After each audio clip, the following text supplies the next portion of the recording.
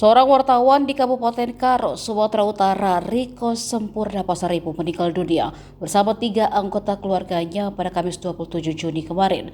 Keempat korban ditemukan tewas mengenaskan dengan kondisi hangus di dalam warung kelontong yang juga dijadikan sebagai kedai kopi. Dugaan kematian Sempurna dikaitkan dengan beberapa berita judi online yang ia soroti. Melihat dari akun media sosial Facebook milik Sempurna Pasaribu, terlihat ada beberapa berita yang ia tulis soal narkoba dan judi online. Salah satu yang lebih menarik perhatian, ada postingan Sempurna Pasaribu yang menyoroti judi online diduga milik oknum TNI.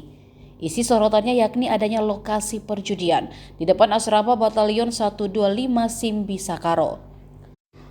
Tak hanya itu saja, postingan terakhir sebelum Sempurna Pasaribu tewas terbakar ada beberapa kali ia memberitakan soal lokasi tempat judi online yang diduga milik oknum TNI.